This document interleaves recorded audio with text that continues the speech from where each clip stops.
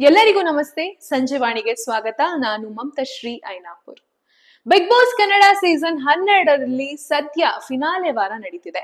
ಇದೀಗ ಸ್ಪರ್ಧಿಗಳ ಅಭಿಮಾನಿಗಳನ್ನು big boss ಮನೆಯೊಳಗೆ ಕಳಿಸಿದ್ದಾರೆ. ಮಂಗಳವಾರ ಸಂಚಿಕೆ ಅಂದ್ರೆ ನಿನ್ನೆ ರಕ್ಷಿತಾ ಧ್ರುವಂತ್ ಇನ್ನಿತರರ ಫ್ಯಾನ್ಸ್ ಮೀಟ್ ಮಾಡಿದ್ರು.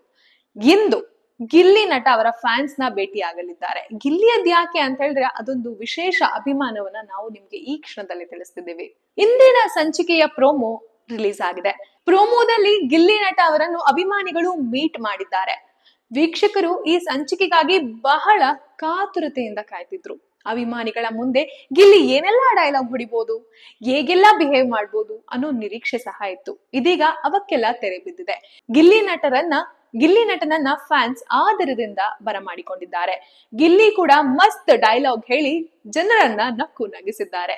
ಈ ಮಧ್ಯ ಬಿಗ್ ಬಾಸ್ ಕೂಡ ಗಿಲ್ಲಿಗೆ ಎಂಟ್ರಿ ಕೊಡೋಕೆ ಸಖತ್ ಬಿಲ್ಡಪ್ ಸಹ ಕೊಟ್ಟಿದ್ದಾರೆ. ಯಾವುದೇ ಸಂದರ್ಭದಲ್ಲಿ ಆಟದ ದಿಕ್ಕನ್ನು ಬದಲಾಯಿಸುವ ತಾಕತ್ ಹೊಂದಿರುವ ಜೋಕರ್ ಅಂತ ಹೇಳುವ ಮೂಲಕ ಗಿಲ್ಲಿ ನಟನಿಗೆ ಸಖತ್ತಾಗಿ ಬಿಲ್ಡಪ್ ಕೊಟ್ಟಿದ್ದಾರೆ.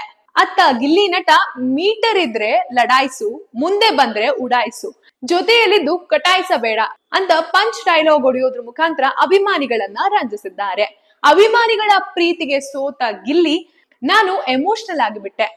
ಮನೆಗೂ ಅಭಿಮಾನಿಗೂ ಇರುವ ವ್ಯತ್ಯಾಸ ಏನ್ ಗೊತ್ತಾ? ಮನೆ ಇರುತ್ತೆ, ಬರುತ್ತೆ, ನಾಳೆ ಹೋಗುತ್ತೆ. ಆದ್ರೆ ಅಭಿಮಾನಿಗಳು ಒಂದು ಸಲ ಬಂದ್ರೆ ಯಾವತ್ತೂ ಹೋಗೋದಿಲ್ಲ ಅಂತ ಹೇಳೋದ್ರ ಮುಖಾಂತರ ಮತ್ತೆ ಅಭಿಮಾನಿಗಳನ್ನ ಭಾವುಕರಾಗಿಸಿದ್ದಾರೆ.